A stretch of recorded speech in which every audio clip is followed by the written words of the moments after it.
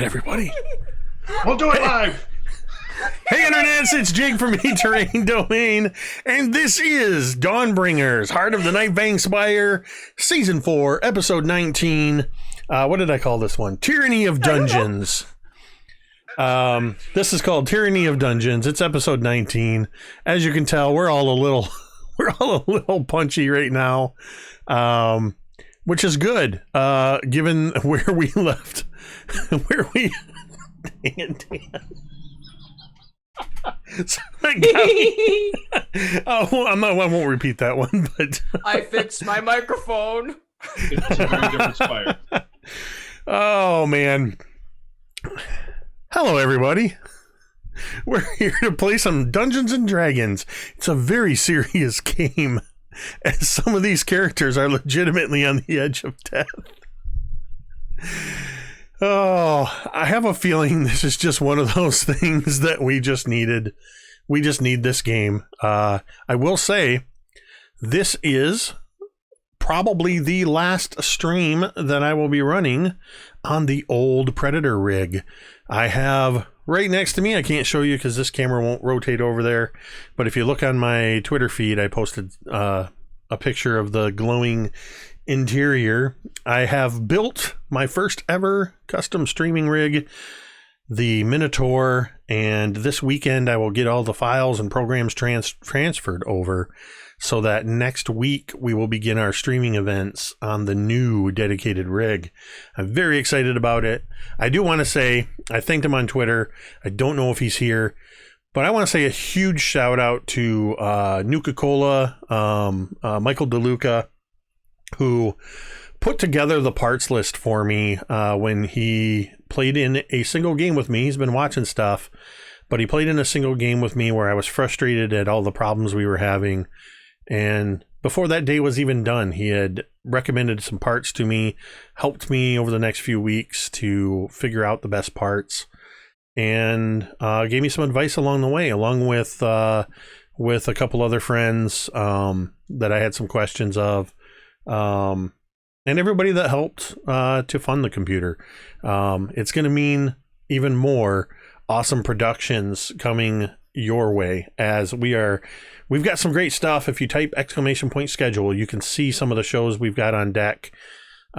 We are less than a month away, or almost exactly a month away, from our new every other Tuesday night show with myself and V, Goblin Katie, the Dr. B, DM Jazzy Hands, Stonefly Kai. I feel like I left somebody else off. Who else is in there? That's everyone. I think that's everybody, as I will be running them all through the 10-part Harper's Tale. Our campaign is called Hope and... what is it called? Hope and Redemption. Yes, Hope and Redemption. So yeah. Okay. I'm going to do a couple of super quick announcements so we can get into this game that we obviously clearly all need. So first off, of course, is our usual Jasper's Game Day. You can, of course, type !Jasper in the chat, and that will bring up a link to Jasper's Game Day and their direct donation page. We are honored to be partnered with Jasper's Game Day. And this is the annual home of Jasper's Game Week, where we do a week-long streaming event in May. It may be mid-September, but we are already in the planning stages for 2021. But Jasper's is just an incredible organization.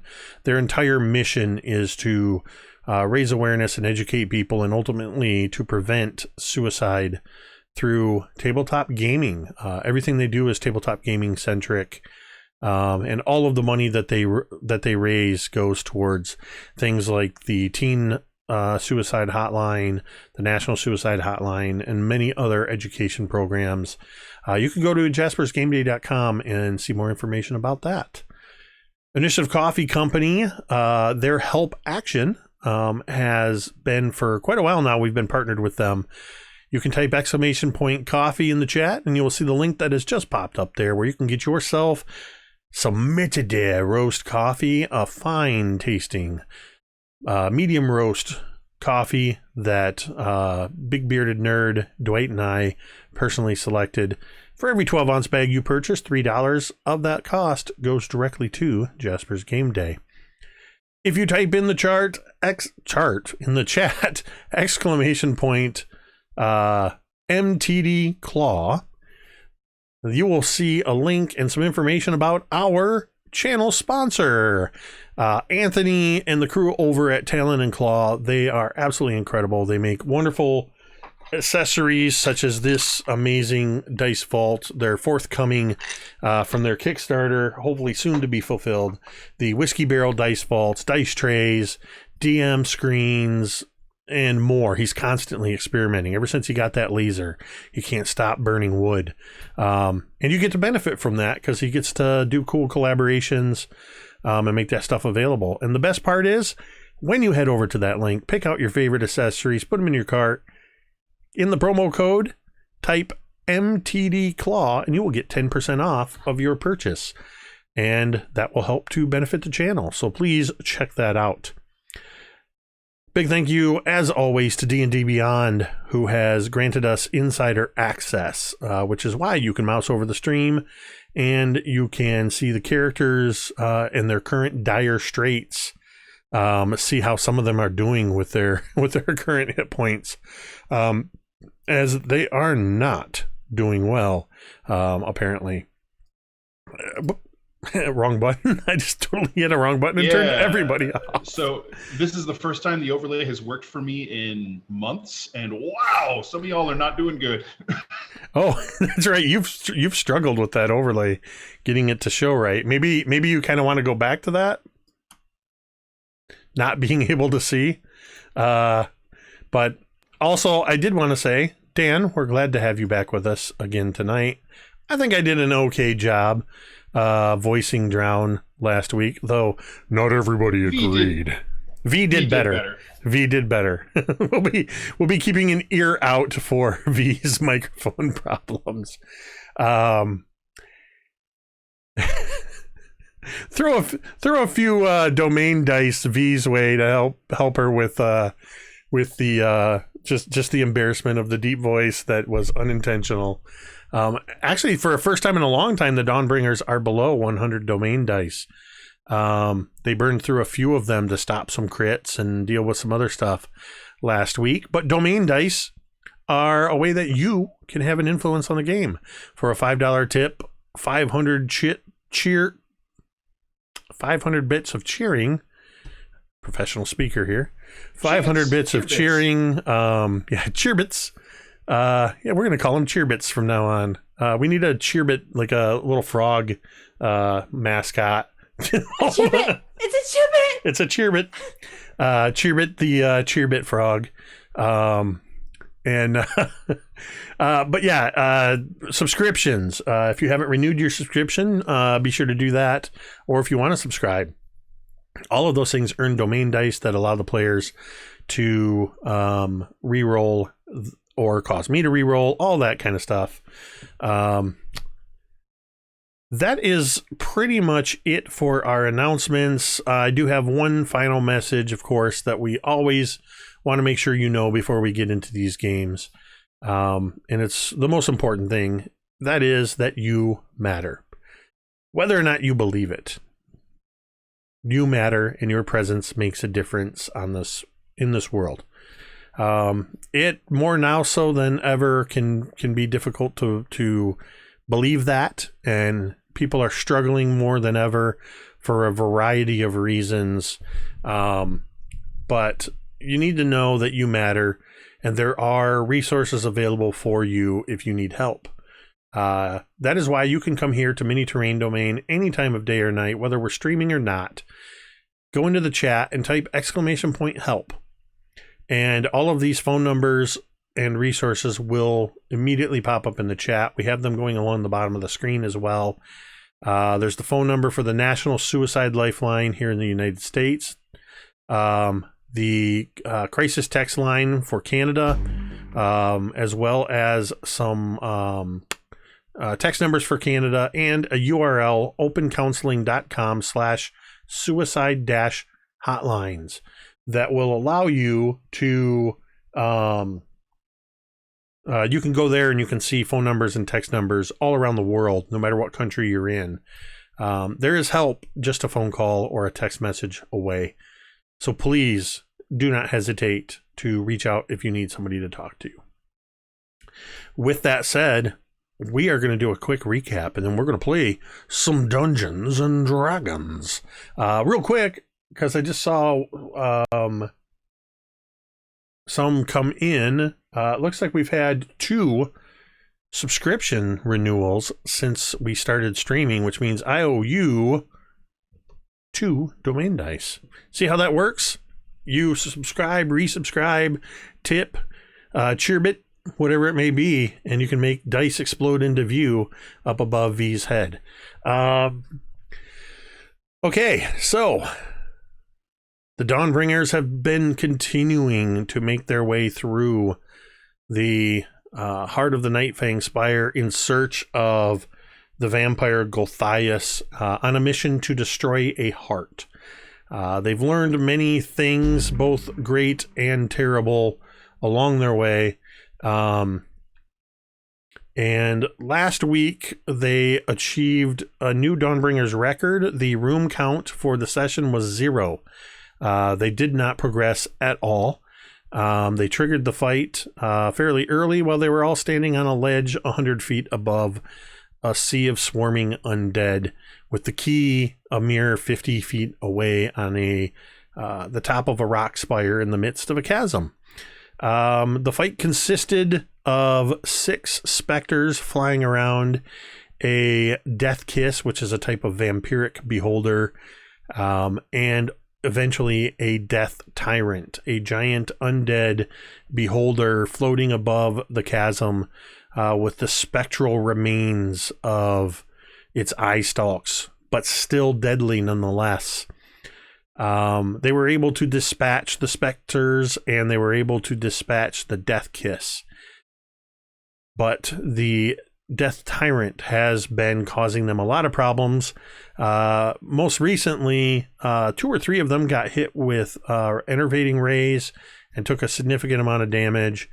Gerithan was held aloft by a telekinetic ray, raised 30 feet into the air, and then the beholder just stopped using the telekinetic ray, and Gerithan fell 130 feet down to the bottom of the chasm. He survived, and that is where we ended the session, in the midst of this combat, with most of the smaller enemies taken care of, except for those roughly 200 undead down below, but that's Gerithan's problem. And the giant death tyrant that is floating around above. The death tyrant is roughly 30 feet away from the opening of the chasm, and I did need to I forgot to open my map. I need to whoa. I don't want to close OBS. What are you doing? I owe you a explanation. We're going to just refresh you all on what you see, and this is also for Dan's benefit, who was not here last week. So you are in basically at the northeastern edge of this chasm, in the remnants of an area that was once a I can't think of the word, a mausoleum, a crypt, what have you, where the morgues had previously been. Wow, I should not have opened that up. Wow, even with the update, I'm still getting the encoding errors. Okay, anyway. So you are 100 feet above the floor. In the midst of this chasm is a spire of rock jutting up from the floor with a flat top, across which is, or on top of which is the pedestal that has the other dragon key fragment in it. That is 50 feet away from you. The There is, in the southernmost portion of this chamber, a door. There's a ledge that goes all the way around. It's about 18 inches wide, all the way around this room. And the door is on the same level as you. Across the room, on the northwestern side, at floor level, is another door that Drown was able to spot. And that is 10, 20, 30, 40, 50, 60, 70, 80, 90 feet away, as the Githzerai flies. Githzerai, not Githzerai.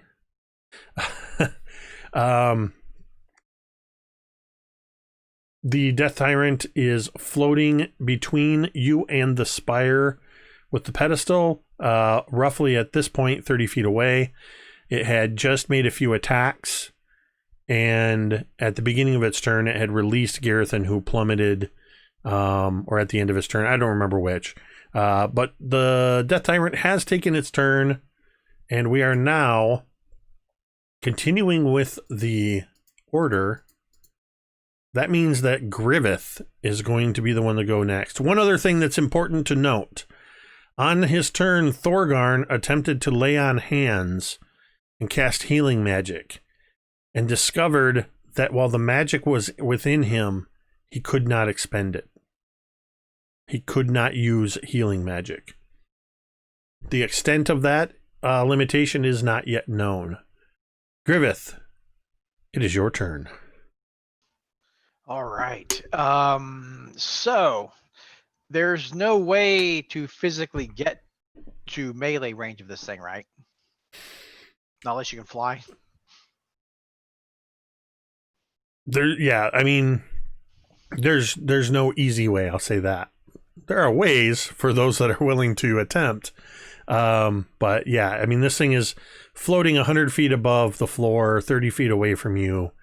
So unless you have flight or a really long jump, you're not going to be able to get into melee with it. Right. Okay. So.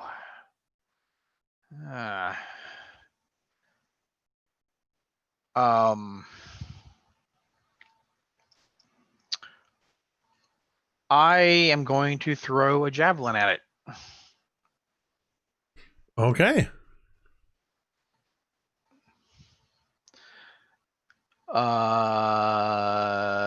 That is 11 to hit. Yeah.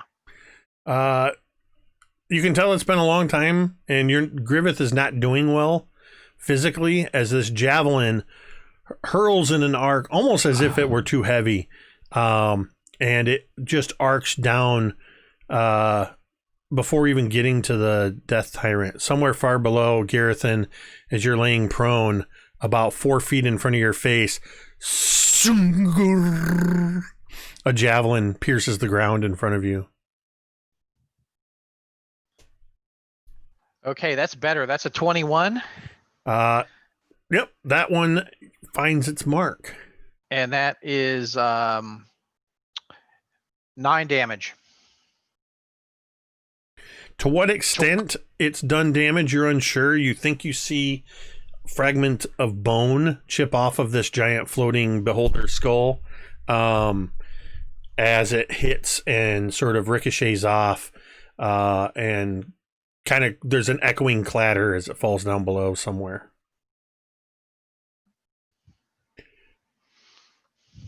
Anything Sorry, else? my friends. Any other actions, bonus actions? No. All right, that takes us back to the top of the order with Cantriel. All right, so Cantriel is charmed, so she's not seeing this Death Tyrant as a threat anymore, right? Essentially. I'm sorry, say that again? Cantriel is essentially charmed, so she's not seeing it as a threat.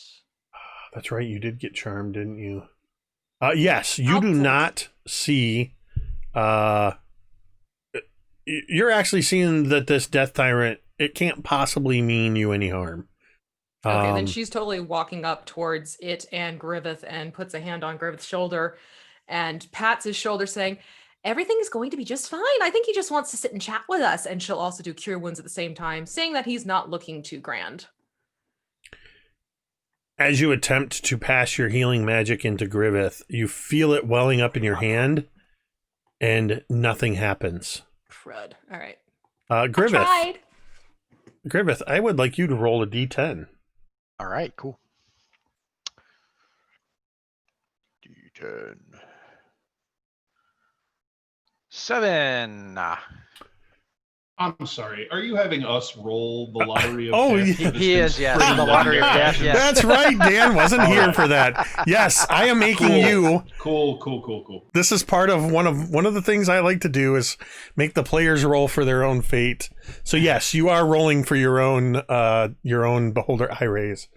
Griveth, I need you to make a wisdom saving throw. You got it. We can do this. 15. Cantriel, as you attempt to pass healing magic into Griveth, he just sort of looks back at you, and you see Griveth is... This battle has taken its toll. His wounds aren't physically present, as it's been a lot of necrotic. So you see Griveth looking very pale. He looks sallow, cheeks sunken in. And as you attempt to heal him, he looks over at you, manages sort of a weak smile, and then his eyes sort of flutter and begin to roll back in his head. And Griveth, you fall asleep. Well, we saw the Death Tyrant blast it with an eye ray, though, right? Oh, yes, you do absolutely see. Okay. Because the way that this Death Tyrant's eye rays work is they're these sort of floating, disembodied purple, pink orbs, and one of them will sort of shoot towards somebody, and it just hits him from behind. And Cantriel probably didn't see it being so close to Griveth. You'd see maybe this wash of glowing light, and then Griveth just sort of eyes flutter, and Griveth falls to the ground right at the edge of this precipice. I'm going to say because Cantriel was there and was already trying to sort of lay on hands or heal you, and you weren't that necessarily that dangerously close. I'm not going to be that mean if you fall off the edge too. But Cantriel, you do fall asleep right at the edge and at your feet, Cantriel, as it expends one of its legendary actions. Cantriel, thank you so much for trying to help. I can't stay awake. And I imagine it's kind of noisy as Griveth's shield and armor and everything. Clatter of armor and weapons. Yeah. Man down. And I would imagine everything kind of goes dark, or the light shifts as he falls to the ground, and Dawnbringer is no longer in his hand and illuminated. So I don't know if anybody... The only illumination in here for those that need it is the dim illumination created by the Death Tyrant's eye stalks. I think... Well, Dawnbringer wouldn't have helped you, Gerithan, because you don't have night vision, right? Or dark vision, right? So yeah, you're down in the you're in the shadowy depths down below. Anyway, I do have dim light from my scimitars. Okay. I think I also dropped a torch down there last time. He did. It caught fire to some of the zombies, and then they managed to put it out. Cantriel, was there anything else you were going to attempt after you attempted your spell casting? Because it does still cost your action since you were attempting to spend that. Right, no, definitely. Wait, how did we do that, Ted? Did we say that it spent your action? It spent the action, but not the power. It spends the action, but you don't lose the spell slot. That's what we decided. Oh, okay. Then, can I Misty Step myself back? Away from the edge? Yeah. I mean, yeah. You can move away from the edge without provoking opportunity. No, I had to move forward to get to Griveth because I was in the back. Oh, that's right, because you were at the back. Yes, you absolutely can Misty step back. Yeah, so it's like look down. That's a little bit of a drop, and she'll back up, Misty step it. All right. So Cantriel back at the back of the room. Talmud. And I believe you are still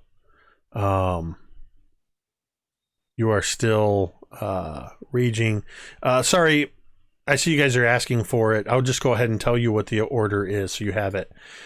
Starting with the top, the initiative order is Cantriel, Talmud, Gerithan, Drown, Thorgarn, Death Tyrant, and Griveth. There had been some other baddies in there, but they're all taken care of, so.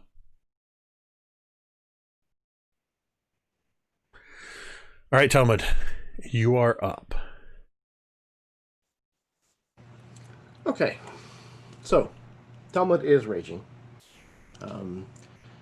Looking around, he sees that there is no immediate target close to him, something that he can reach to hit with his weapon.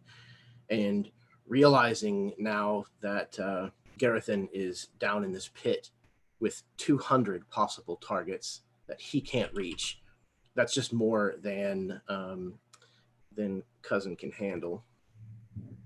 And Torkenfell is going to take Talmud, run, and leap off the edge towards Gerithan.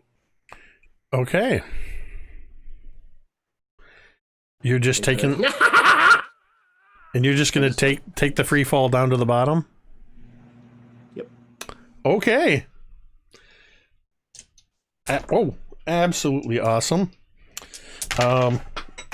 Really? Your dice don't have to jump, Jake. They certainly did, though. And I don't know where that one went. I mean, they can take the damage for me. That's fine. So it's going to be a total 10d6. So that is 10, 17, 18, 28, 34, 35 points. Bludgeoning, you're raged. So we'll call that 18 points of bludgeoning damage as an enraged dwarf lands loudly not far away from you, Gerithan. Just for fun, Talmud, make me an athletics check and add your rage bonus. Well, I rolled a natural 20. Okay, I'm gonna say, because of your raging and the willingness with which you jumped into this pit and the arc and the distance you're falling, you don't just fall straight to the bottom. You run across, and about halfway down, you connect with that spire of rock, and your hands and boots just sort of dig in and kind of, and you're able to fall, sort of half fall, half jump, and you land on your feet near Gerithan. And I'm going to knock another 7 points of bludgeoning damage off of that. So you only take 10. And you guys have so many domain dice. That's sort of an alternative to earning a point of inspiration for doing an obvious harmful thing, jumping headlong into a pit of undead. So that is your move action. I mean, really, it is. It's your move action. So you're at the bottom of the pit, and looking around, you see just everywhere you look, it's shambling undead, skeletons and zombies, and they're all shuffling around. There's a few of them that sort of shuffle out of the way as you land, and you just hear this sound,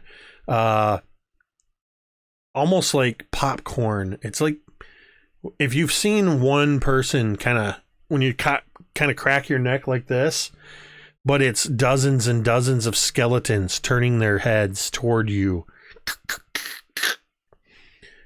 What would you like to do? So he finally reaches the bottom and he turns around and kind of looks at all of these things, and the glowing blue tattoo and the different face is kind of projected somewhat out of his own. He kind of looks around. So many guests at the party. Oh, but only one. He's going to like leap forward onto Gerithan, like onto his chest, and spread his cape of the Montebank out over both of them. And then they both disappear in a plume of acrid smelling smoke. And where are you going? Top floor, please. All right.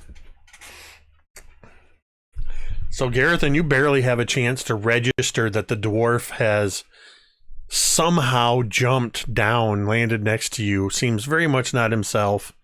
Although I imagine at this point you're starting to get accustomed or acclimated to Talmud's rage fits, and then weirdly he covers you with a brimstone smelling cloak, and there's this shuffling of the cloth as he kind of drapes it over you, and then a moment later he pulls it away, and you find yourself with Talmud and all the other Dawnbringers right back at the top where you started just a little bit ago.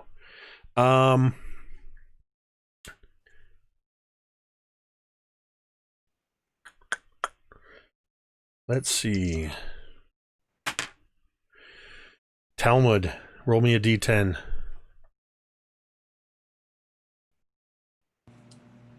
I got a 1. Okay. I need a wisdom saving throw, Talmud, as you reappear at the top and you have that sort of cackle. Gerithan, you see from behind Talmud as one of these eye rays just goes and hurtles towards Talmud. I'm going to use a domain die because that's really, really low. That's 1 point better. That's an 8 total. It hits you in the back, and your eyes sort of... You're not sure why you've been fighting this thing. This thing is here to help. It cannot possibly mean you any harm. You have been charmed. Welcome to the club. Okay. Gerithan, you were returned to the top just in time for it to be your turn. Jake, did you do that on That's purpose? Very convenient. No, he rolled his own number. Wait, what? No, I'm kidding. I'm kidding. Okay. I'm still prone, right? Hey, Jeremy, do you have one of those bracers that lets you auto pass a failed will save? I do, but I think I already used it today. Ah, got it. I don't think that we've long rested since I used it last.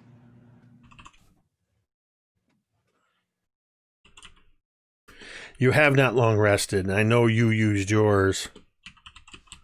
I think one other person may have used theirs, Yeah. but I'm not Remember when it was positive that I on used that. it, but I know I used it. And I believe Thorgarn gave his to Drown. So, okay, Gerithan, you are up. Okay. I will stand up, kind of back, still in pain from, falling 100 feet. So this thing is, how's it looking in terms of well-being? I think it's a wee bit scratched. Looking at it, you cannot see any difference in its physical form. Oh, great.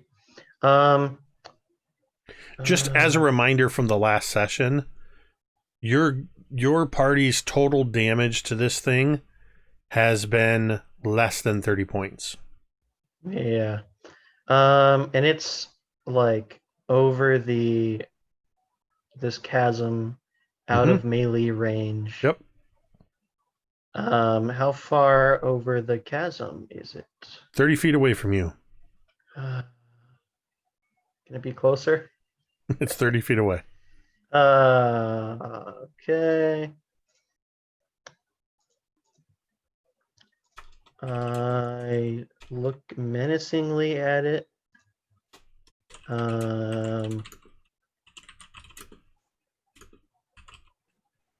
Let's see. I could try that. That would be interesting. What's the size of this creature? Well, it looks pretty darn large to you. Okay. Oh, no, wait. Would you say it's willing to be moved? Like, if it were to happen to it, it would probably be okay with it, right? You can certainly try.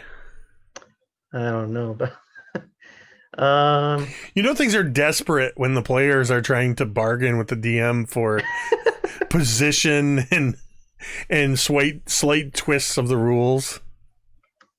okay. I thought you were going to be newly teleported up to the top and then run out and jump on top of the thing. Well, It's like Talmud would do that. we're looking at our options and we're wondering why not? Well, it's the part of the combat where Gerithan starts speaking in the third person. This is his inner monologue, as always. We are not amused.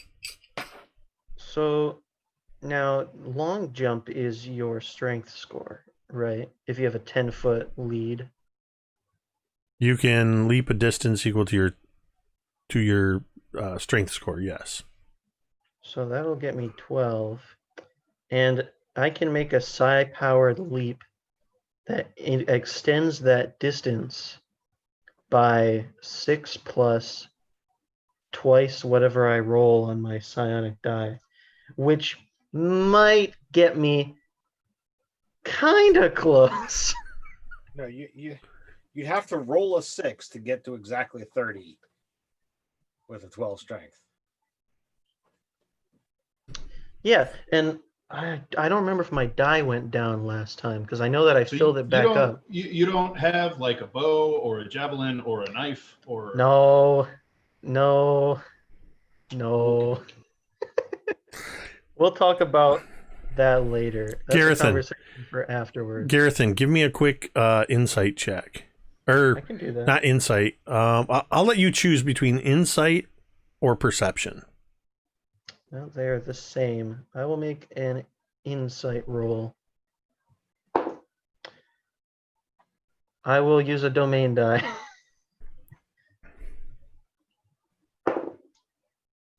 $16. Griveth, how many total javelins did you have on your person? I have 6.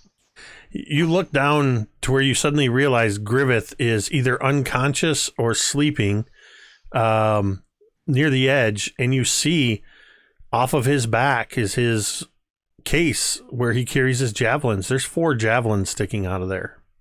Or you say, I will grab 3 of those javelins. And He doesn't begin even just hurling take them. one. He's just like, I'm going to take them all. I'm going to leave them one. Listen. I lean down and withdraw a javelin from the holster and hurl it with all the might I can. All right. Now that's a range, so it's dex, right? Yeah. Javelin is a strength-based weapon, isn't it? Yep. Yeah. Oh.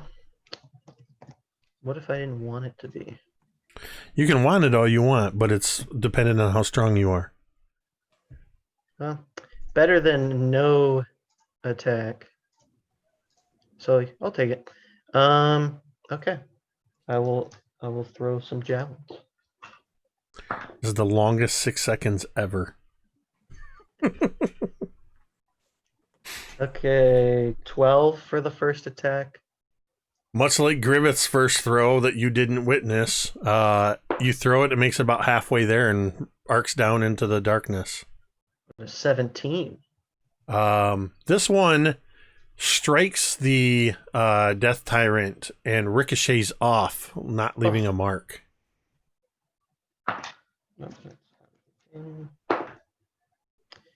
Yeah, the last one. Just. This Gerithan, he just shows up, grabs Griveth's javelins and just throws them in the chasm. I turn to whoever's close and I say, "Those fell out when he fell." Like kicks another one off the edge. I kicked the last. No. Hang on. I still have a bonus action. I will second wind. Get myself some hit points. Yeah. Is there a problem with that? Yeah. You cannot second wind. What if I told you that it was not magical healing? You are unable to gain any healing benefit. I would tell you the wording of this feature is unfortunate. Oh, Yes. it sure is. Yeah, it does not specify that it is preventing magical healing, and the reasoning makes sense to me why it is. It's none of you have taken the effort to figure out what it is yet, so I'm not going to tell you. I have But a theory. you are unable to benefit from your second wind. You do not burn it, but you burn your bonus action. Okay. And That brings us to the end of Gerithan's turn. Drown, I need you to roll a d10.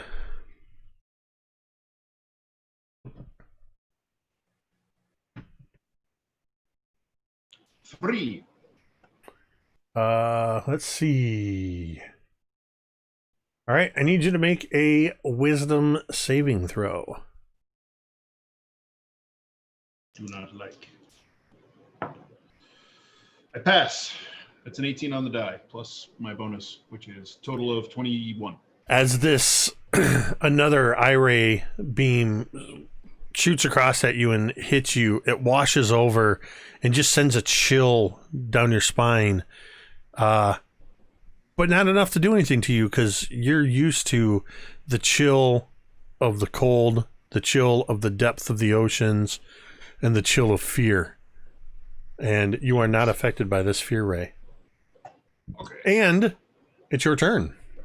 Hey. All right. So is there room? So it's like the wall is broken open into this chasm, right? Could I scooch to the side to where this thing doesn't have? Could I get out of its line of sight? Yeah. So the overall room is basically 30 by 30, and in the western wall was this 10-foot archway that was sort of opened up into the room, so you can move left or right and get out of its line of sight. Excellent. Good deal. All right. I don't know to what degree this. I totally forgot about this till this moment. Your tentacle feature is up, and it's formed up above the archway. So we had it come out of the stone up above the archway, and that's where it's been doing. It was actually working against the specters and the death kiss at that time. So I just wanted you to know you do have that up. Excellent. Good to know. Thank you. All right. So I'm going to use a bonus action to cast Hex on the Death Tyrant, and I'll curse its strength or whatever that matters, and then I'm going to unleash 3 Eldritch Blasts at it. Low end on the attack rolls, I have a 19. Then you will hit. Yes. All right, so I'll give it 3 blastings worth of damage. Plus Hex. Ugh. Awesome.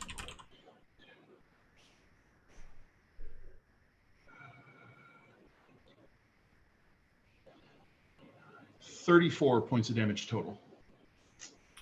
And what kind of damage is? Oh, this is your force damage, yeah? Mostly force damage. 7 of that is necrotic. Okay, so it was 30, what again? 34. 34. Yeah, and you see, and anybody looking at this thing would see that this is the most concentrated damage that has actually had any effect on this creature. It seems to shudder as each of your blasts strike into it, and it gets pushed a little bit. The third and final blast solidifies for a moment into a watery tentacle and drags it 10 feet closer. Okay. Grasp of Hadar. I imagine this tentacle sort of reaches out, loops in through the open mouth of the Death Tyrant, and you see the end of the tentacle reach back out through the single eye socket, and just... And there's this sort of dragging moment as these hovering, disembodied eye stalks sort of go... get pulled back as it's dragged forward. It is now 20 feet away from the edge of all of you. I will move to the side and get total cover from it, unless it wants to move in closer. Okay. And I'm done. Thorgarn. There's only one thing that I can do here, so I will toss Forge Fan a couple of times. That is a dirty 20 and a 21 to hit. Hits. For a grand total of 21 points of magical bludgeoning damage. So Thorgarn just once again starts wailing forward with this magical hammer, just... And you hear it crunching into the bone of this creature. That's all I got. All right. It is now the Death Tyrant's turn. All right, I'm going to do what I've been doing every round, which is I'm rolling a d6 to randomly determine who its eye stalks are attacking. The first one is going to be Thorgarn. The second one is going to be Cantriel. The third one is going to be Gerithan. So I need each of you to roll me a... So we got a 5 for Thorgarn on a d10.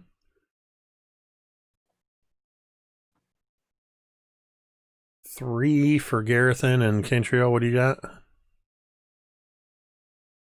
Save against a what? It's not save it. You're rolling a d10. Oh, the D10. You're being attacked by eye rays. Do they have to? I'm kidding. It's a 1. Charm? That's a 1. Say that, Thorgarn? Does that break the charm? If she gets hit, yeah. What'd you roll? A 1. Reroll. Okay. That's another freaking 1. Reroll it. I figured. I'm not rolling this anymore. You need a different. Do you have a D1? Is that what you're rolling? No, but it's thinking it is. I'm changing my D10s. Give me 1 second. So This is evil. This is living over here tonight. Oh wait. Okay. That's a 5. okay, I need Thorgarn and Cantriel. You're each going to make me Constitution saves. Gerithan, you are going to make a Wisdom save. Can I do the con instead? 14, Oh god. Oh, Okay. okay. 24. So a natural 1. Okay. Thorgarn, what you got in your save? Moradin is with me as I rolled my my Dwarven Forge die and got the anvil symbol. So that was a natural 20. So as the enervation ray strikes you, you only take half of its damage and instead take 16 points of damage. Cantriel, what'd you get on your save? I got a 19. So your attack is a separate one, so I'm going to do it different. It's 8, 9, 10, 11, 12, 20, 28, 30. Same thing. You're going to take 16 points as you take half damage, which also breaks your charm, and you realize what a dick this Death Tyrant is. She will be like, you son of a bitch. Gerithan, And the bow comes back out. as this ray strikes into you,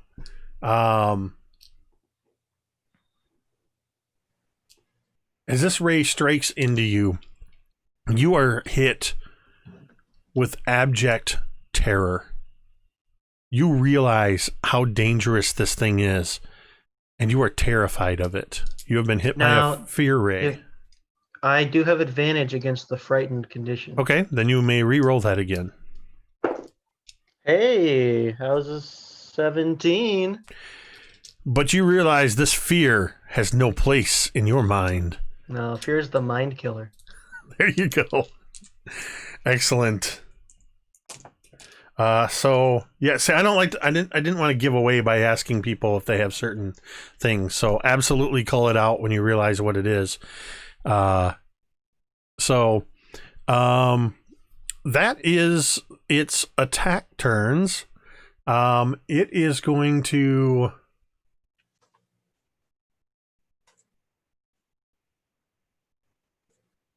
Where is its movement? There we go. It is going to use its movement to fly 20 feet backwards, putting it at 40 feet away from you, and it is now 10 feet from the pinnacle of rock. What the heck? All of my web browsers just went blank. I think we're still streaming. I can see you. Like one whole monitor and another thing just went completely blank. Streaming. Stream's Okay. still up. I think it's just, something. Bye. That's weird. I will not miss streaming with this rig. Okay. Dwight's texting me. You're still good. Dwight's got my back. Thanks, big bearded nerd. What was I saying? Oh yeah, it flies back 20 feet. As it does so, and Griveth, we are moving into your turn, but your turn, you're gonna start to snore lightly, probably. I'm just double checking the sleep ray.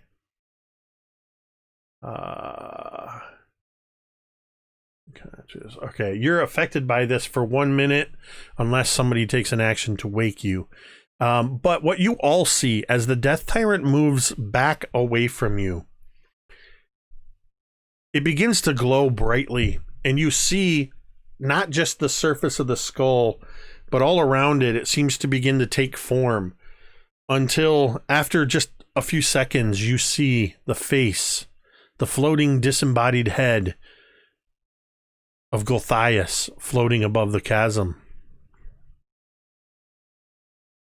It warms my heart to see what lengths you will go to find me.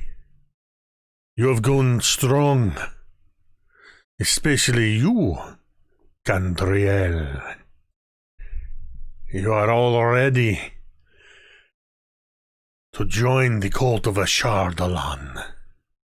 You will make fine additions to my army. That's about all he can say in this remaining of his turn. And Cantriel, the Death Tyrant, is still there. You can sort of see behind Gulthias' disembodied head the glowing of that central eye, and you see the orbs flying around. But you also still see Gulthias' head sort of projected, very much like in like Zur in The Last Starfighter. That's the second thing that popped into my head was like Palpatine talking through the hologram, but I had to go deep for Last Starfighter. Cantriel, you are no longer charmed, and it is your turn. No, so I pull my bow and point it at that lovely face and say, I don't drink the punch, sweetie. There's no cult I'm joining anytime soon. And the first one is going to be a 27 to hit. As the Gulthias head starts to laugh. You shoot right through that opening in his spectral mouth, and yes, you strike. Okay, so that is 14 points piercing. And then second one is going to be a 29 to hit. Yeah. And that is, I'm not even kidding. I just got full on both of these. So that is going to be 20 points piercing. You see chips of bone raining out of this projected image of Gothias as your arrows are passing through and striking into the Death Tyrant.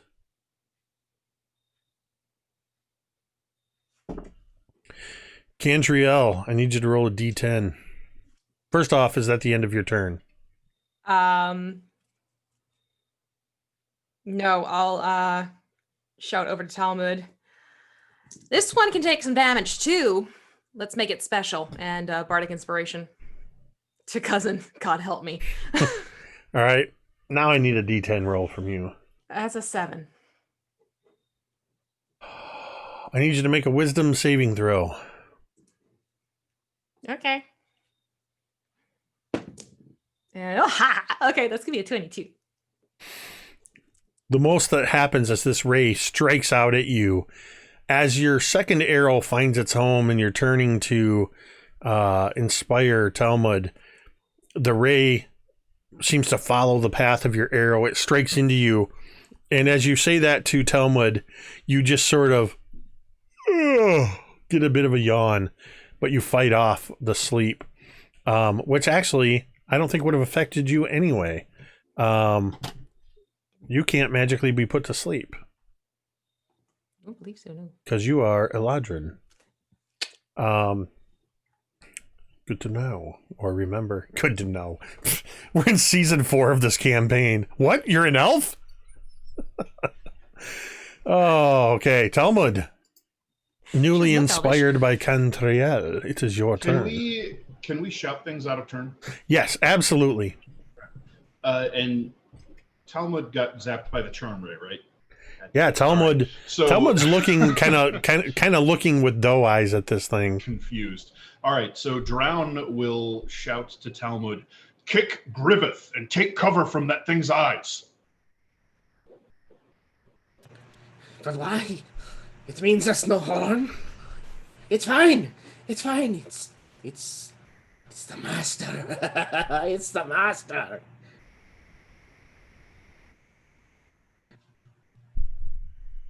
Are you gonna not follow Drown's suggestion?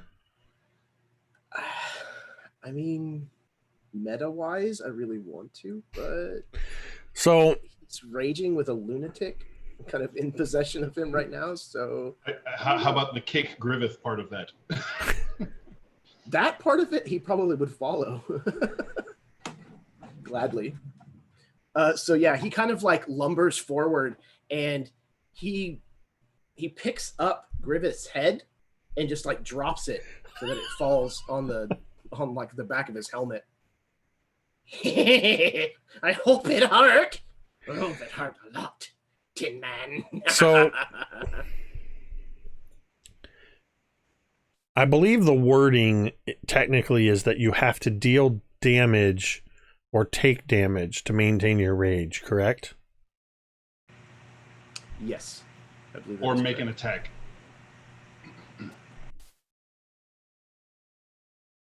The way that you dropped his head, I don't know if that would count as an attack. But the way you did it, it did seem kind of malicious. Yeah, like cousin revels in people's pain. All right, the dice have decided it was enough for you to maintain your rage. Okay. And Griveth, you kind of your head gets jostled and your eyes are just starting to flutter open. You will be awake at the start of your turn. Talmud is then going to use the rest of his turn to approach the edge of the ledge closest to this death tyrant and fall to his knees. Hurt me! Hurt me, master! And it is Gothias' voice that you hear. It would be rude to ignore such a request.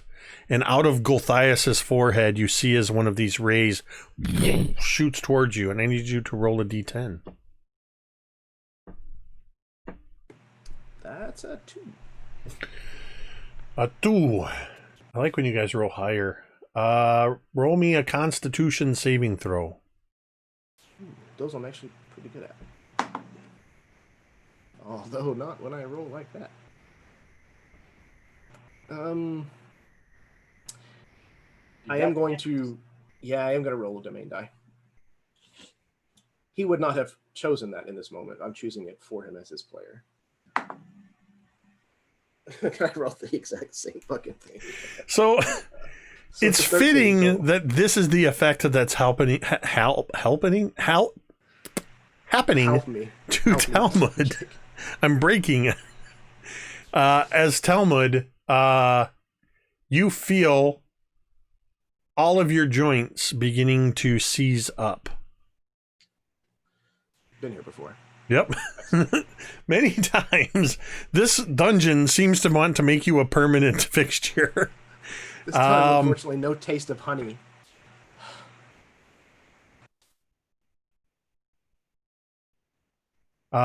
Although this is different than petrification, as you are paralyzed.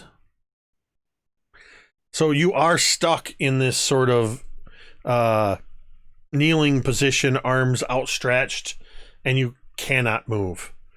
Gerithan.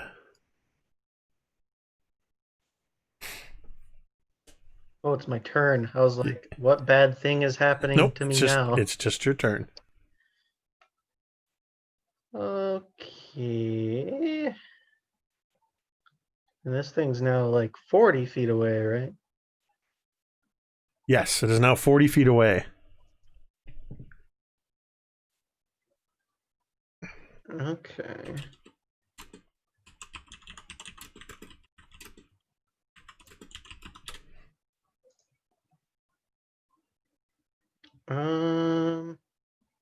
Throw your scimitars.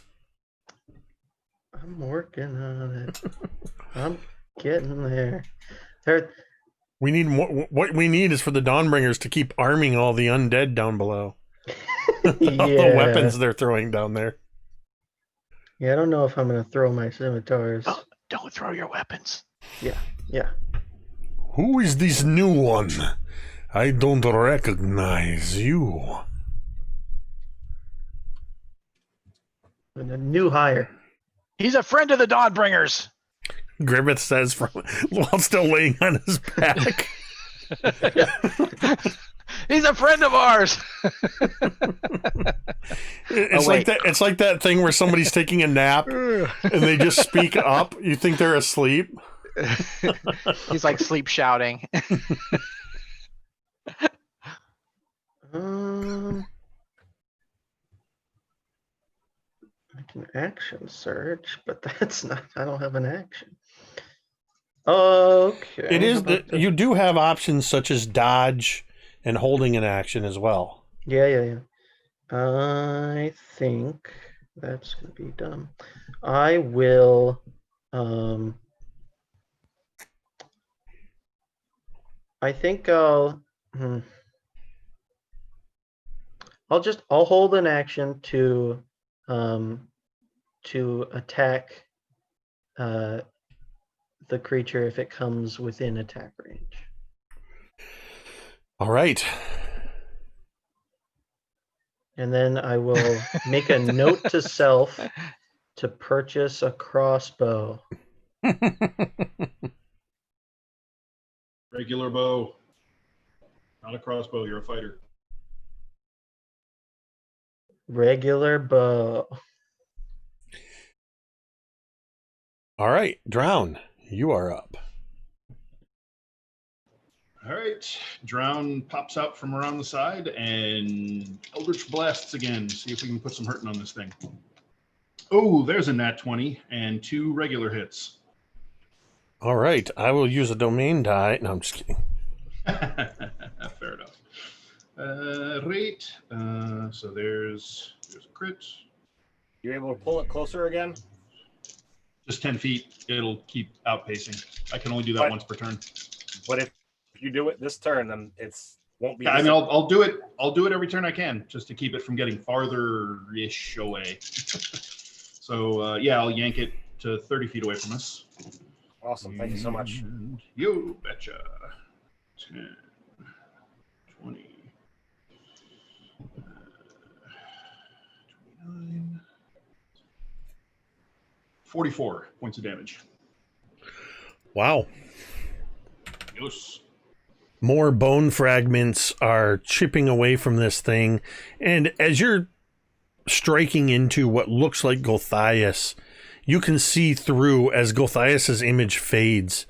You see it just sort of dims as you're striking it, and you see spider webs of cracks appearing across the surface of this death tyrant. Nice. And- and since I pulled it to within 30 feet, I'll use my bonus action to move the tentacle out into the chasm and strike at it.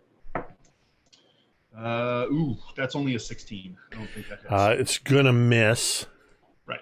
But I need you to roll a d10 as it's gonna use its third. Not done with my turn yet. I'm scooching back Oh, out of sight, and now my turn is over. okay. I'm not standing in eye line of this thing, you nuts. All right, then one of your allies will get struck by it. That's their lookout. It looks like Gerithan, you're getting hit again. Need you to roll a d10. And do. Reroll Are you anything sure? that's not a 10. I'm just kidding. Hang on a minute. Okay, 4. Okay, I need you to make a dexterity saving throw.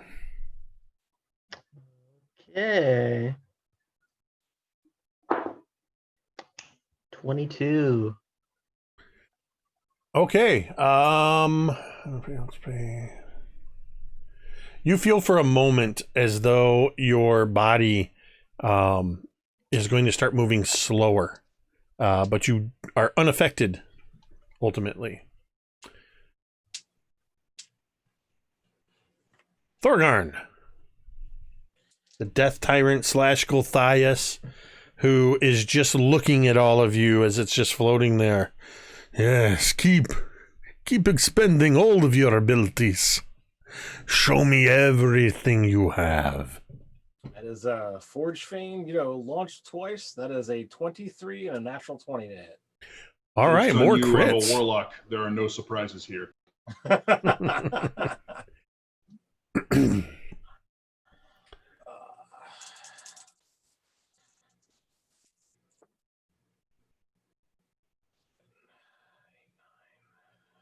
So the 23 does a total of 20 points of damage. And then the natural 20. Do math again here. 16. Why are we not there?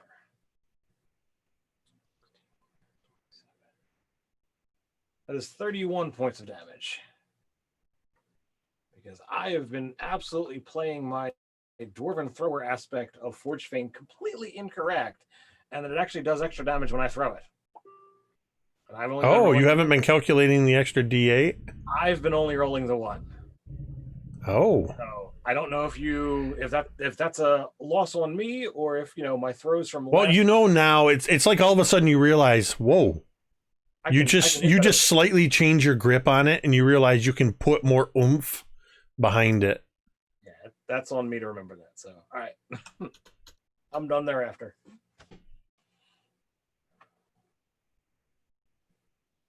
All right. I just tried something on the fly, so hopefully that won't negatively affect, but I just boosted the output on the stream to see if I can mitigate this because I'm getting encoder errors all over the place. All right. Ted, Thorgarn just basically you kind of figure that out and realize, oh yeah, I should have been doing that this way. Yep. that works. It is now the Death Tyrant's turn. As it looks at all of you with Gothias's face. You hear Gothias's voice yet again. It is a simple thing for you to join me, to join our cult. Your friend has already joined me. And Gothias's face just goes, shifts. And you see the face of Yesha now superimposed over the Death Tyrant. And the look in her eyes is just these shadowy eyes. Her brow is furrowed. And she sort of looks around this impossibly large head. Kill them all. Every last one of them. Especially him. And Talmud, I need you to roll a d10.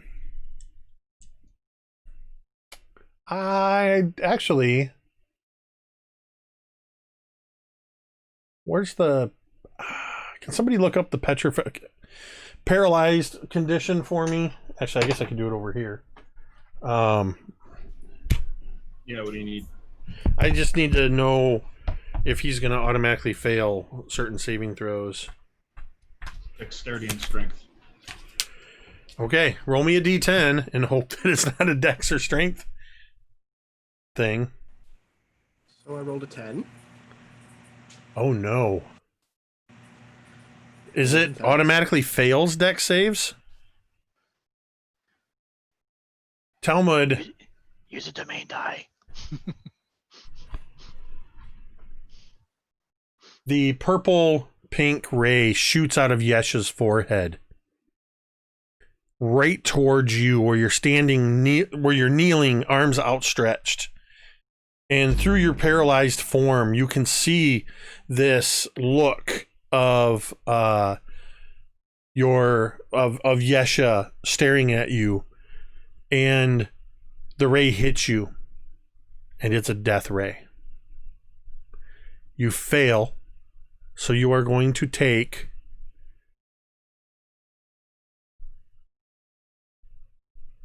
a whole lot of damage. Talmud, how many hit points do you have left? Not enough. Better hope you roll low. 4. 48. I'm going to roll 10d10 because this is a death ray. If you are dropped to 0 hit points, Talmud will die. You got it. So, there's 4, 5, 6, 7, 8. I guess I only have 8 right now. I'll roll 2 of them. No, just the 8 is fine. We don't need to roll any more.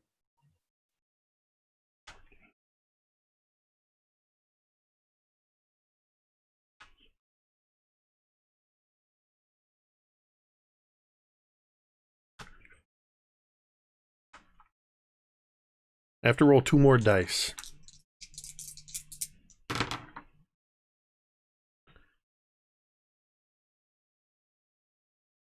When I grabbed the 2 dice to roll, my total was 40.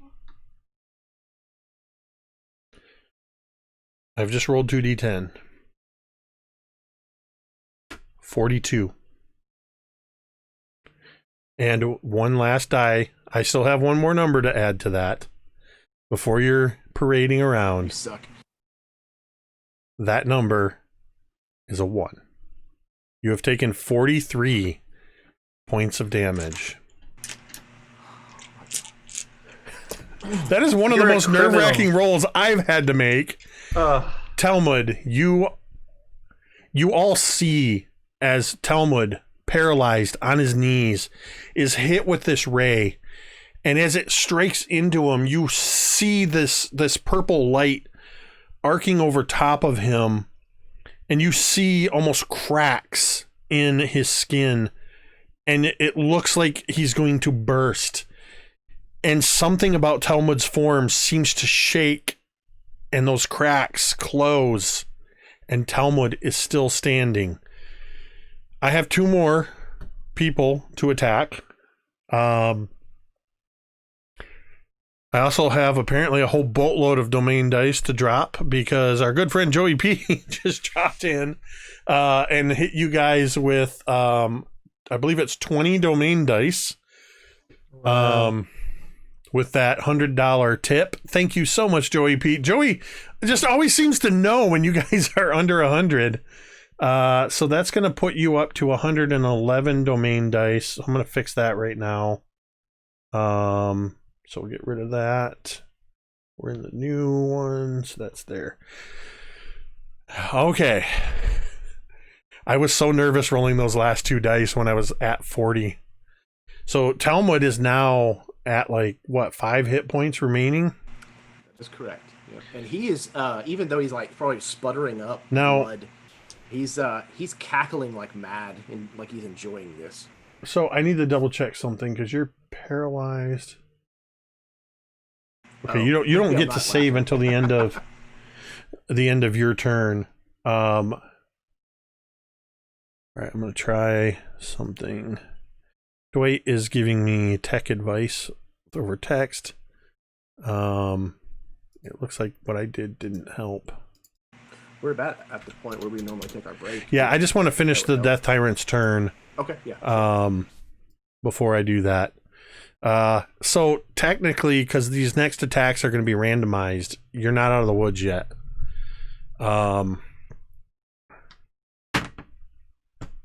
Thorgarn, I need a D10 roll. And Talmud, I need a D10 roll. Because Talmud's getting hit with a second. Domain die and make you re-roll that to somebody else. Yeah, we've determined that domain dice can re-roll any die roll. So 2 domain dice. So that's going to knock you guys down here. 1 second. I got to fix these. So I'll re-roll that D6 roll. And it came up a 6 again. Thorgarn, what did you get for your D10? I have a 3. I need a wisdom saving throw from you and a D10 from Talmud.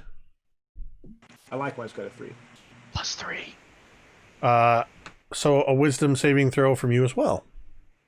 +3. And I'll just tell you guys, if you have anything that gives you bonuses against fear, you can use those. If you're within 10 feet of me, you can't be frightened. He's got it. There it is. Oh, there you go. Griveth's awake now, so... And you're also an Oath of Devotion, right? Which means you also can't be charmed if you're within 10 feet of him while he's awake. All right. Well, that's good to know. Cantriel was like 30 feet away when she got hit with the charm. Right. I mean, I tried to, Yeah. I tried to say, wait Yeah, a I minute. remember Yeah, but when she that was- happened. She So, was back shooting her bow. so both of you are unaffected by these new attacks. Talmud, you are still paralyzed. You do not get to make that save again until the end of your next turn. But with Talmud just nearly getting hit by or obliterated by a death ray, we need 10 minutes to recover from that. We're gonna take our 10-minute break, and we will see you all on the other side. Please stick around. Thank you everybody who's tuned in, and of course, huge thank you to everybody who has subscribed or resubscribed, and to our good friend Joey P for that huge tip and all those domain dice for the Dawnbringers. We'll see you in about 10 minutes.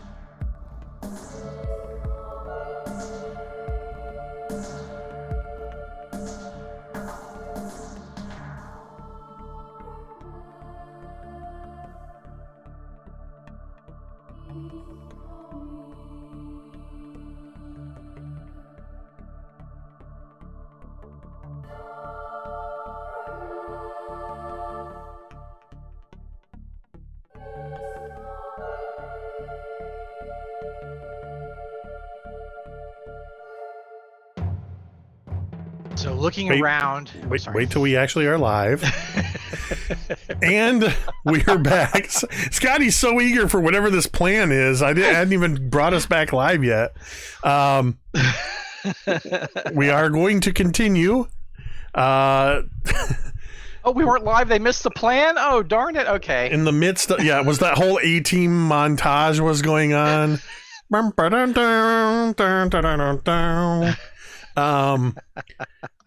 We are in the midst of this battle over the Chasm of the Fallen with the Death Tyrant that is currently looking like something out of The Last Starfighter.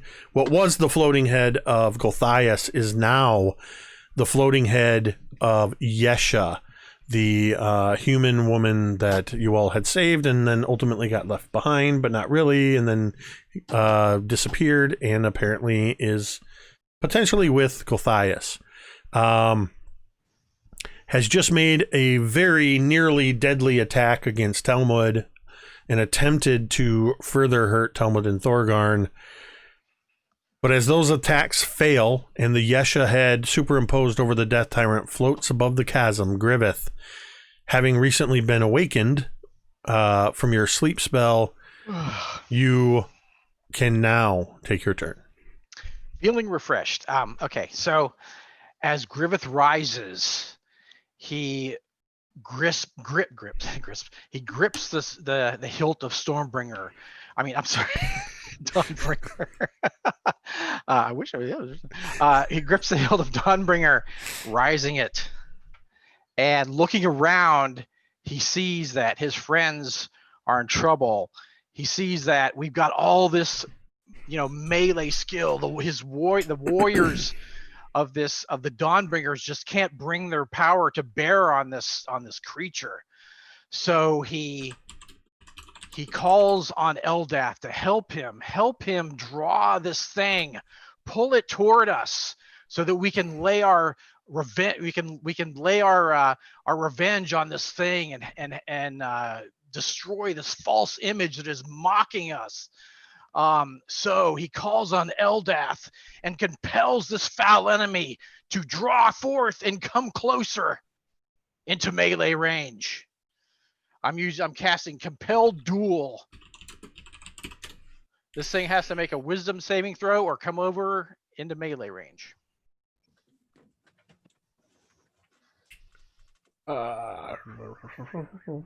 Okay. Wisdom saving throw. Yes. 15. All right, I'm going to grab my D20 here. This is The worst rolling die. with a 16 on the die and a +2 to wisdom, that is an 18. I say we And re-roll a that. domain die to re-roll. Using the Joey P gifted you 20 domain dice for a reason. 2 domain dice down.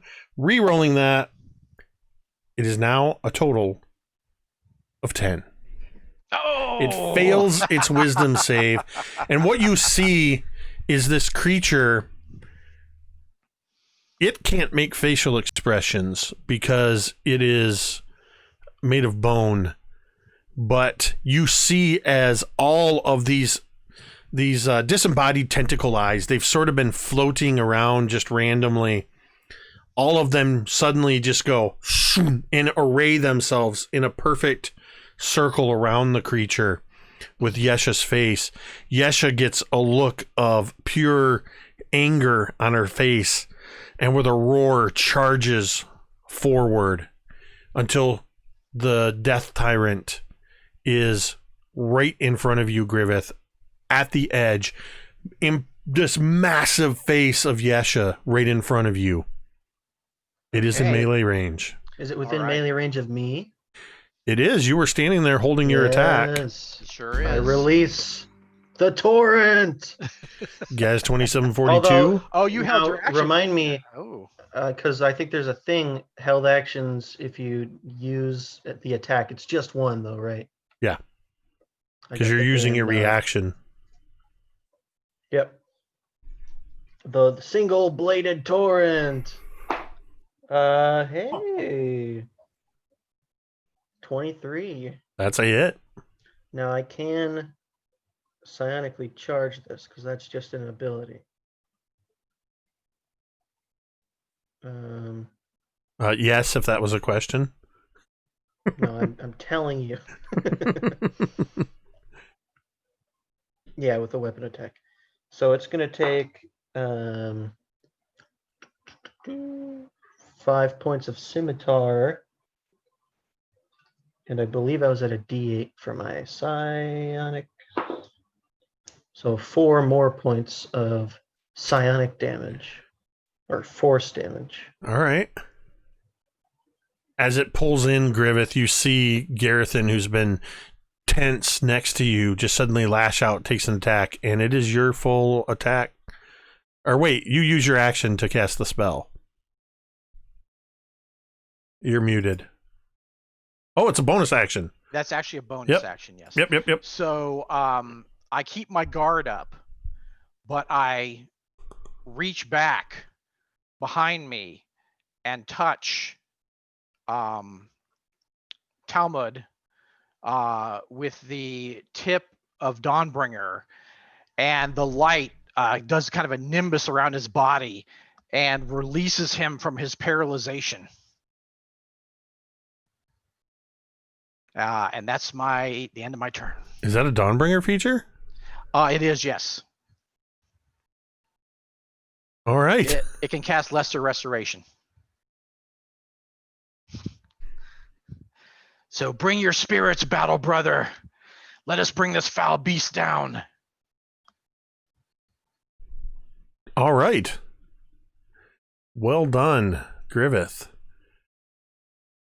With Dawnbringer's illumination once again lighting this area and casting this glow, and even Talmud sort of just now coming back to, you can actually start to see movement where he's kneeling on the edge of this precipice. But Cantriel, it is your turn. And it is Find my mouse. the face of Yesha looming large, pretty much filling this opening. But you see the Death Tyrant's skull glowing behind her face. Well, being I'm such a perceptive little thing, I'm going to narrow my eyes and basically call bullshit on it and start shooting again. So again, it's going to be 1, 2. And that is going to be a 22 to hit. That's a hit. Okay, and then that is 15 piercing. So Strike. I just got really excited because of my headcanon. As this has suddenly shifted with Griveth's compelled duel and healing, I'm suddenly hearing the Avengers music, the theme, swelling in my head. Like this might be the turning point of the battle. That's just my headcanon of how awesome you guys are and everything. I love this game. Okay, and next hit. Keep it going. God, here we go. That's a 26 to hit. That's a hit. And then that is going to be another, 15 points piercing. All right. And that's it for her.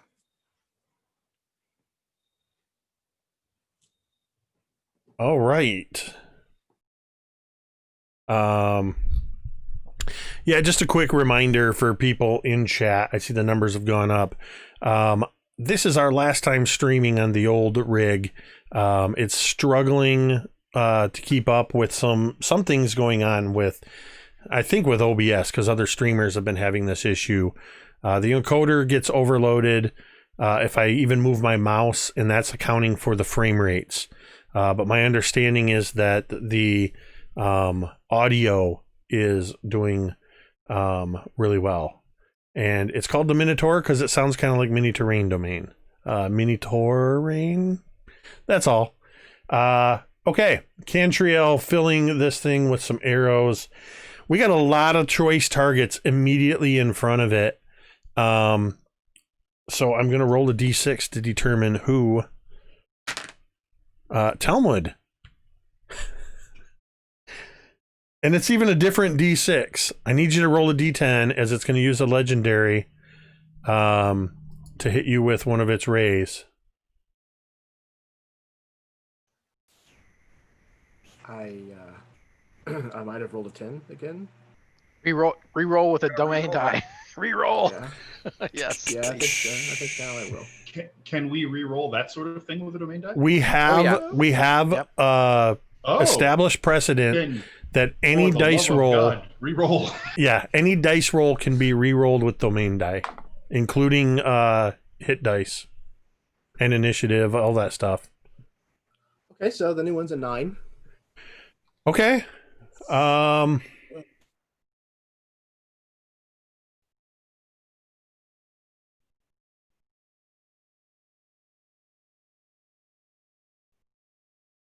Talmud, I need you to make a dexterity saving throw. You are no longer going to fail it automatically because of Griveth. You are no longer paralyzed. Okay. That means you get advantage because you're raging. He is If I can see it, yeah. not raging anymore, is he? Because of the paralysis. Did he? Well, no, he was paralyzed. No, he took damage. He took damage. He did take damage. He did take damage. Yeah. So, yeah. and Plus, it doesn't matter. That's just a Yep. barbarian thing. You don't Yep. have to be raging to get your advantage. no, And you plus- can. Yeah, plus you're three, right. plus That's three. not a raging Plus thing. So yes, you have advantage, and you have +3. Good. I also have Cantriel's D8, Bardic inspiration. Yep. so I'm probably going to need all of it. Maybe. Okay, so that's starting with a 16 plus the 5, so that's a 21. This does not have a half damage, so you completely Okay, dodge so- out of the way. Oh, As you suddenly gain, and this is at almost point blank range, suddenly being able to move and seeing this glowing orb coming, it looks like it's coming from Yesh's eye, looming large in front of you, and instinctively you just go, and it shoots past you, and the back of the cavern, Cantriel, is just coated with just masonry and rock splinters that begin raining down. Because this is a disintegration ray, if it dropped you to 0 hit points, you would turn to ash. I think it's. I think we actually see like in the spectral face of his cousin, we see a different hand like reach up and like grab and pull him out of the way. I like it. Perfect. Wow, Talmud. The fates are using you to keep us all on the edge of our seats tonight. And Talmud, it is your turn. Oh God. Oh no. I'm still raging. And it's still this insane motherfucker. It's in range. Oh, that's right. It's melee. Oh, thank Oh yeah, God. it's I right. It's pulled it literally over. right in front of you in I melee pulled it range. over. I was thinking I was going to have to leap for it. Okay. No, that's better. So yeah, he's going to have kind of tucked and rolled as he dodged out of the way of that and gotten to his feet with half of his movement. Well, I wasn't prone, but whatever. And is going to whirl around, pulling Ghost Cleaver and recklessly leaping towards this giant skull. No, it's your turn, master. If I manage to be good on my word. That's a 23 to hit. It's a hit. Good. And a 29. Hit and hit. Okay. It's 13 points of magical slashing from the first. And 17 from the second.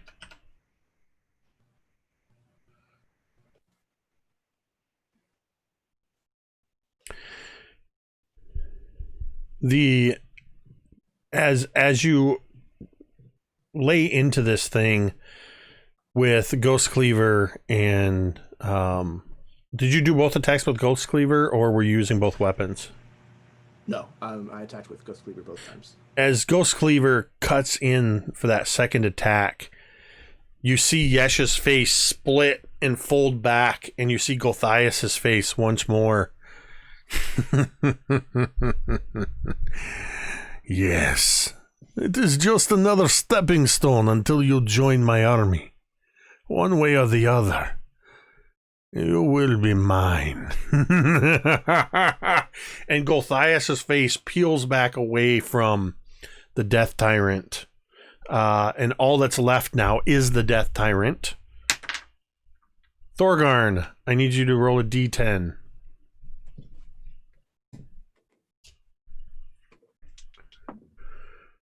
As a 1, sir.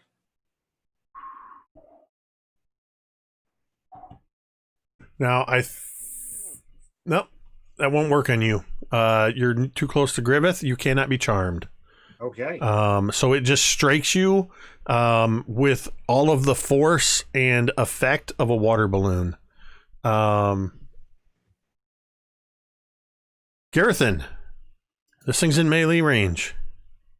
I think you know what time it is.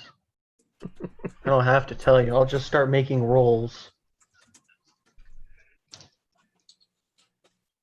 As I finally get to unleash the torrent. Best way to confound your melee players is put a creature floating over an open chasm. I was out like, of melee I mean, range. why would he carry a bow? Why would he do it?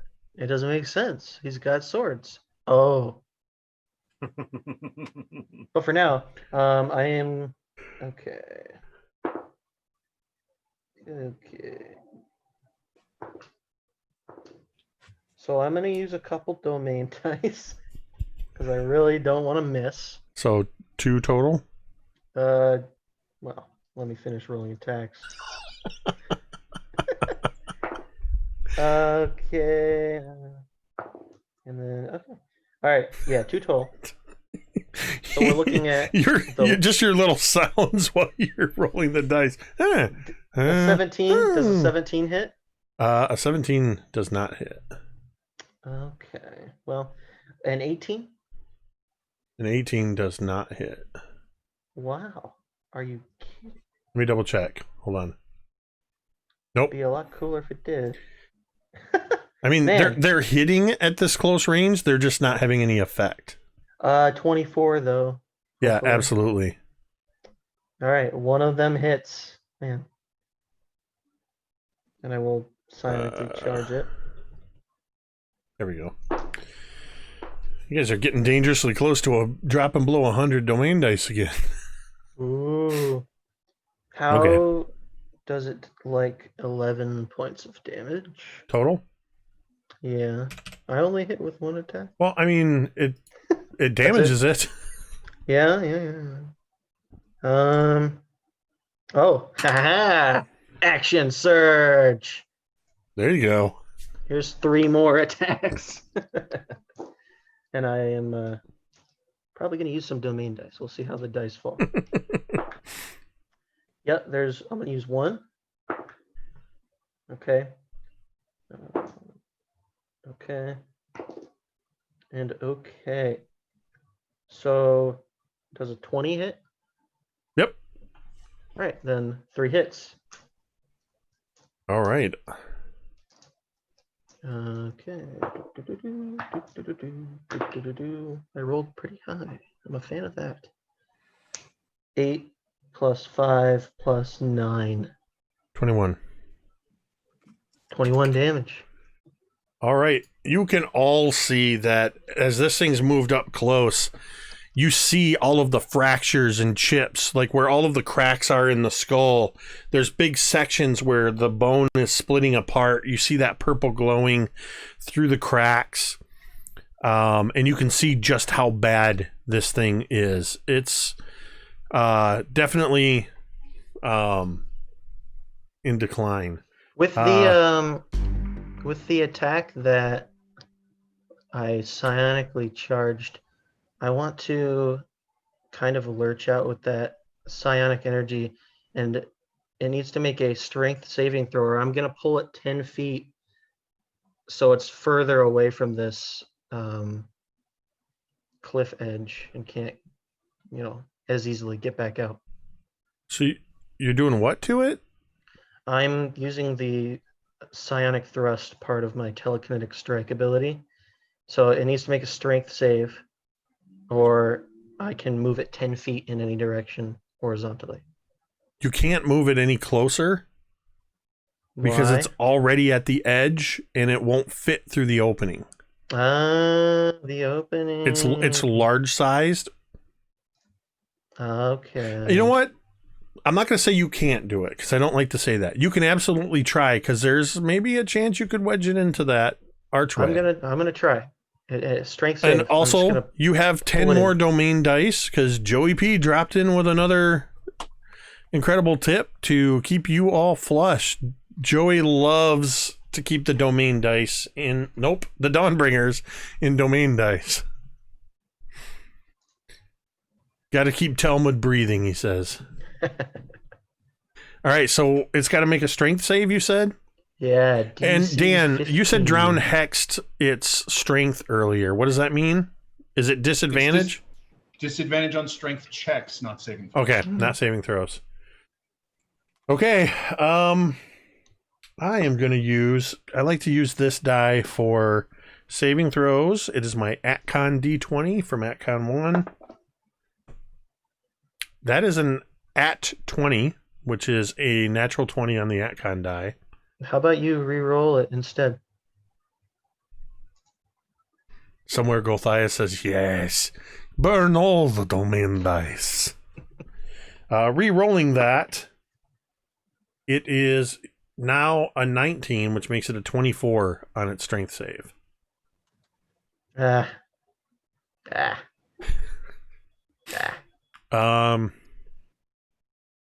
So you're pulling at it with this psionic ability, and it's kind of banging right up against, and you can all of you that are right up in this wide opening, you can feel that stone and things are raining down on top of you. Griveth,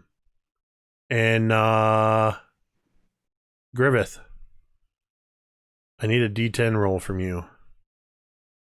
I don't want to. It's gonna make a legendary action. I was trying to call it a domain action. That's a 2th. A 2, you say? 2. I need a Constitution saving throw, Griveth.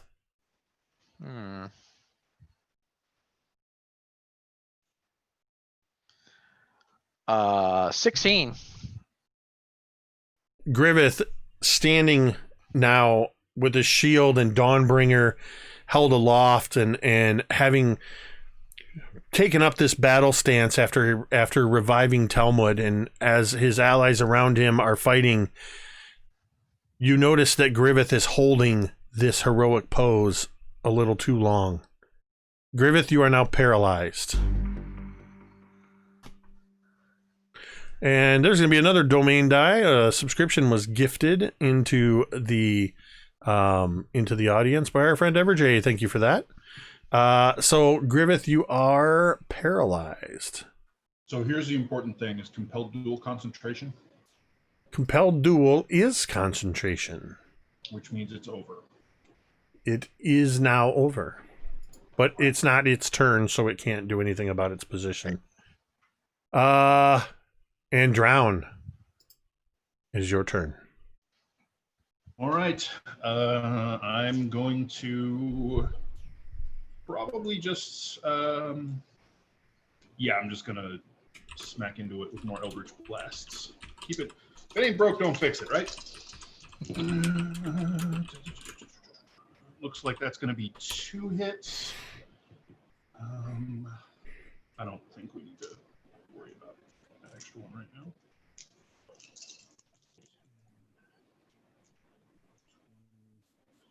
$32 points of damage. 32. As you're blasting into it, you see some of its teeth in its lower jaw, and actually a portion of its lower jaw just fall away. Part of one of the cheekbones as you are laying into this thing. I'm trying to... As a bonus action, I'll move the tentacle from hovering out in the room back over closer to us, just in case. I do believe it has used all of its... It's already used all 3 of its legendary actions. Thorgarn.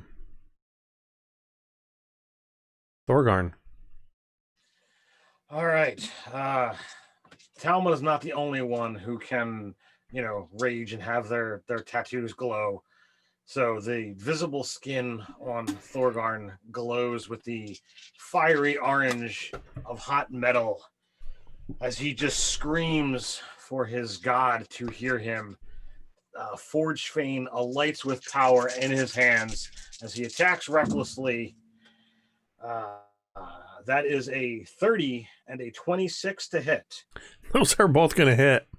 I am going to use 10 domain dice, doing 2 super crits for 146 points of When I magic. saw Thorgarn begin to rage, I knew that this thing was about to feel the hurt. How many points? 146 between 2 attacks. Thorgarn. 2 second-level smites. Go ahead, finish what you're going to say. I would like you to finish, because you're going to tell us how you destroy the Death Tyrant. So, seeing the weariness, coming over all of his companions, he's been pushing off the rage, trying to, accept more of what, Moradin's power, has given him. But sometimes you just have to get into complete and utter brutality. So he totally just leaps into the air, getting on top of this thing, and just brings Forge Fane down into the top of this thing's skull. First one sending a spider web of cracks throughout. The second one just splintering it into pieces. But he spends, a couple of seconds just smashing the bones, as they hit the concrete, letting his rage subside, as the pieces just rain down upon us all. And as this happens, Griveth, the paralysis effect leaves you. As the Death Tyrant's bones are raining down into the chasm, Thorgarn has this forge glow about him from his rage. And almost, I just picture this, almost this Neo-like flex at the end of the Matrix. And it seems like reality just sort of goes around him for a moment. And Cantriel, with your keen eyesight, you're the first to notice this, but the others standing right there, you're all pretty much clustered in this area. You see it as well. Over where the pedestal is, you see the pedestal begin to glow. The surface of this 10-foot diameter surface of the spire also begins to glow. You see runes begin to light up. And you see what looks like stone rising up from the depths of the chasm along the edges of the spire as until you see the entire chasm has filled with broken stone, creating an entire level surface where the chasm once was. And you now see where there once was a chasm, it now just looks like a cavern with a 30-foot ceiling and a pedestal 50 feet away.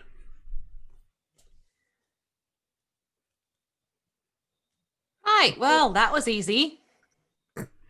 So, question for you. The Yeah. floating eyes, were they just lights or were they something else? They were just light. They disappeared when the tyrant, when you destroyed the bones of this thing. All of the big central eye and all of these smaller eyes just sort of winked out of existence. Make me an insight check, Thorgarn. think I am actually somewhat decent at that.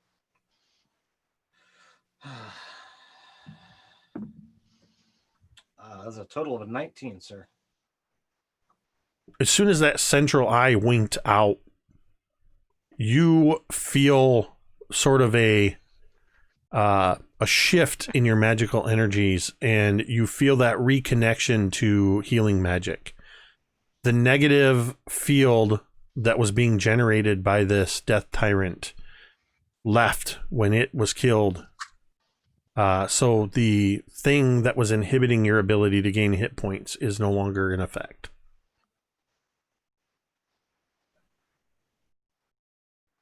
What would you like to do? Talmud's gonna lay down. Am I unparalyzed? Yes, the paralysis also. Griveth is still just holding this heroic pose. Funny guys. Brother in battle and faith. That was an amazing blow. It's all teamwork.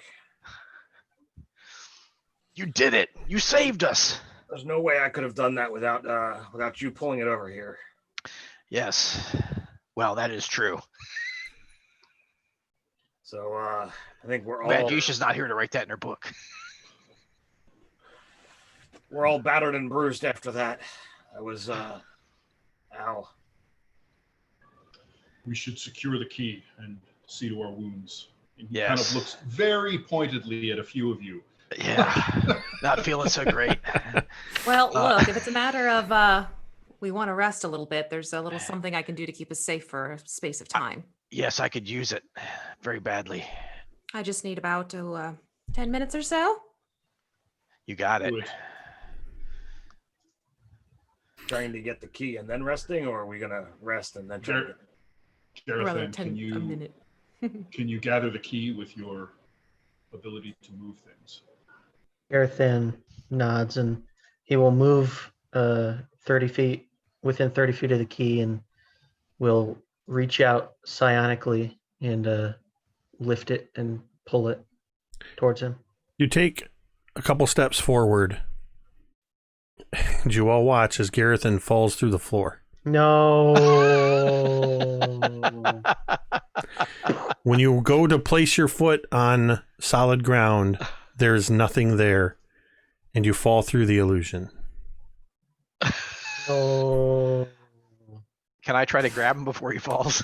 For future reference, you can move Mage Hand on your turn. Ah. Wait, well, no. Doesn't it vanish if it's more than 30 feet away? Yeah, they may have pushed it out of range. Never mind. Yeah, that's why he moved within 30 feet. That's why I Griveth, moved. seeing I'm him, not that dumb. Griveth, I will allow you to make a dex save to try to grab hold of Gerithan. Okay. I'm gonna re-roll that.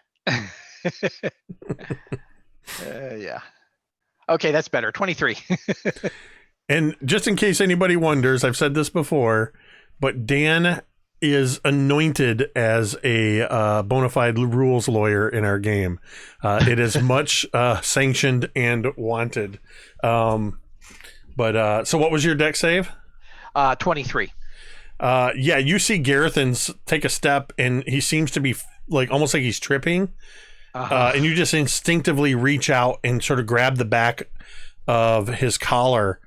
And that's when the rest of you notice that his foot was actually passing through the floor, which sort of breaks the illusion. It's still there, but you realize, and I would even say, now, Griveth, you failed this horribly when it came up. Drown, Cantriel, Talmud, and Thorgarn, you had all passed it, I believe. You've seen this type of magic before, back in Saltmarsh, when you were facing the memory thief, and it made the interior of the house appear to look like caverns and roots and things like that. This is hallucinatory terrain. And all of you can see the illusion for what it is. Griveth and Gerithan, you might have to spend some time in kind of discern it, but since you're clearly not under any duress, it won't take you long to determine that the floor was never replaced. It was some sort of magical effect that triggered at the death of the Death Tyrant. Yeah.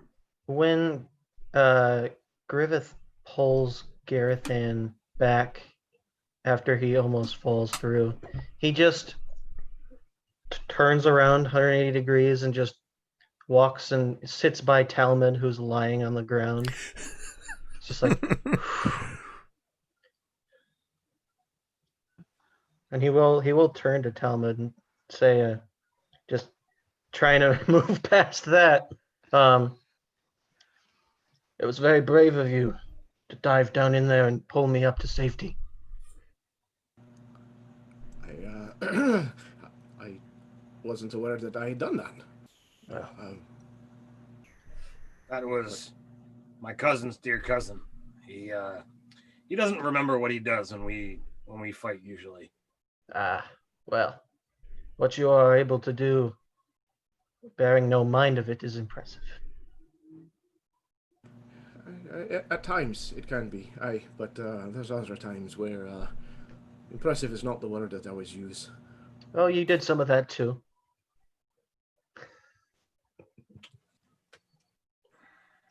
Well, we can't step out on the floor and grab the key. What do we do now? Jake, how Cantriel just... far away is the pedestal with the key? 50 feet from the edge of the... 50? Yep. So there was a point, and we didn't get to it because I can't remember what happened. There was a point because there was that ledge. There's an 18-foot... Nope.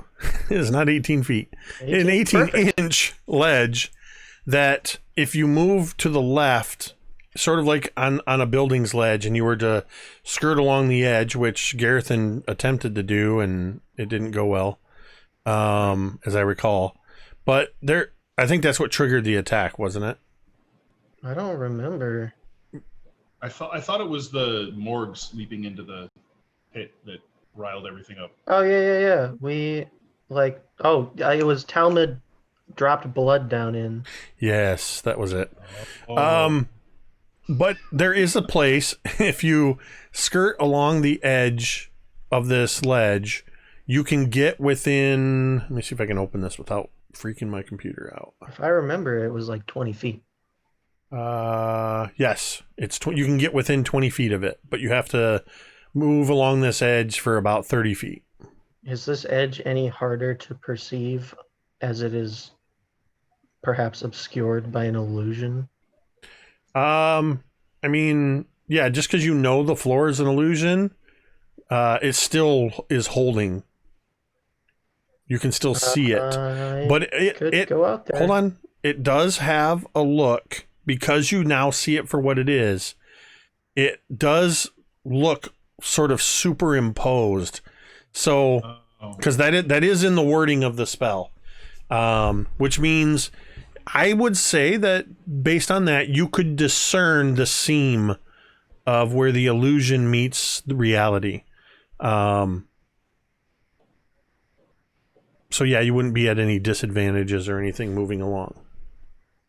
I could perhaps go out there, but I'd like to take a minute before running at the risk of falling back down into that new hell below. Cantriel, can your unseen servant just go grab the key? That's a better I idea. mean, we could test and see if he can walk across. The other thing is I can turn into something that flies. Oh yeah, Grab the key and Cantriel come was going to back. suggest, yes. Well, we'll try Noorman first and then go from there. Wasn't there a trap that went off with the last one? It doesn't walk, does it? Yeah. Where is my servant man? Hold on. There he is. Yeah, it's just a force, and it can move 15 feet So as a bonus action on your turn to work within 60 feet.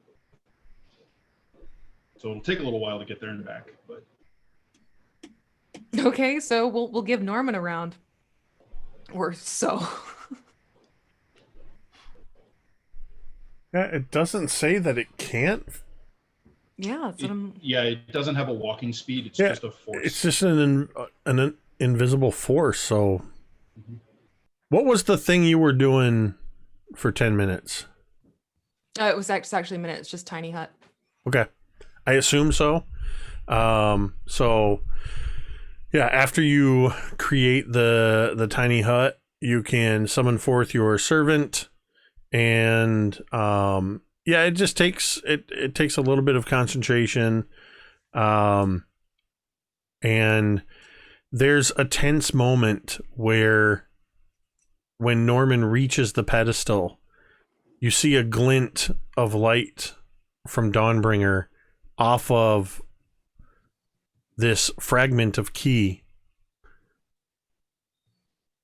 And at the moment the key is picked up, the illusion just goes away of the hallucinatory terrain. And you can track the movement of the invisible servant as it comes towards you by the floating key making its way across to you. Once it is there, you now have the third fragment of the key. I will wait until after we're off air to take a screenshot and send the third fragment, and I'll try to remember to post that into the Discord as well. You can type !Discord for a link to our Discord, and in the Dawnbringers chat is where I will put this. So you have 3 of 4 pieces of the dragon key. And you can see that these 3 pieces each have posts, and you can already see how they form together, though there is still one missing piece. There is 2 known exits out of this area. One is to the northwest in the bottom of the chasm 100 feet away, and one is following this ledge. There's a door to the south. But you do know that does lead back in the same direction you've come from. You have Leomund's tiny hut up. No, she would have waited, actually. So it would have been unseen servant first, and then get the key back, and then... Right, so set camp here, or where do you want to go? You said you can keep some us... of our party is not really interested in moving much. I mean, here's fine with me. You mentioned you could keep us safe. Here should be fine then. All right, let's do that then. And you'll see that she pulls a bead out of her hair and drops it on the ground and crushes it. And at the same time, says home sweet home, and a green orb shape appears on the floor of around everyone. And we're encompassed in this orb that actually matches her eyes, which makes it kind of eerie. And for now, it's dimly lit. Whoa, this is amazing. Yep, nothing can get in. As long as I stay put, we're fine. I just had a horrible thought. Could you imagine a tiny hut down in the bottom of the chasm, completely surrounded by undead? No. That's not something I'm going to imagine. We've got 8 hours to think of a plan. Yeah. I only need about 4. All right, I'll see you when I wake up. So Looks like a window in a kindergarten class. Except they can't see in. We can see out, but now Right. it's just this opaque green. Right. Just a bunch of anti-maskers trying to get in. Oh, stay away. That was good. So it is up to you if you want to do any conversations, planning, and stuff while you're in here. We can fast track the long rest if you want, or we can call it here and start fresh next week. It is entirely up to you. It's about 5 or so minutes until 11 right now. Yeah, this seems like a good place to stop. Yeah, that's a good stopping point. Then. Yeah, that's. I was thinking Are we that doing a long rest? Are we? Oh, yeah, hell yeah. with Leomund's tiny hut up, you are safe to take a long rest. Heck yeah. I was just. I don't have a good handle on the timing since our last long rest, so I don't know. Enough time. I feel if it's good, then yeah. I feel. Oh, yeah, right, I'm. right. I'm pretty confident that enough time has passed that you can definitely take a long rest, and you need it very clearly. So Yes. with that, we'll pick up next week with episode 20. And we'll give you an opportunity to, if you want to have some conversations about planning and all that stuff sort of in the rest. But I will say this, you can go ahead and hit the long rest button on your character sheets. I thought you were going to say go ahead and level up. That would be kind of cool. How about that? It's not time to level up yet. Okay. But yeah. So that does mean, I see there was a little bit of debate in chat wondering if Lehman's tiny hut counts as another room. Because technically your room count is another week of +0. We could call it room. So somebody yeah. said it's counts as half a room. Listen, What? No, I it's a still room. would like to make Closet. the case that the bottom of this chasm is its own room. It's not. I mean, It's all one room on the map. How far does that have to be here's- separated to be its own room?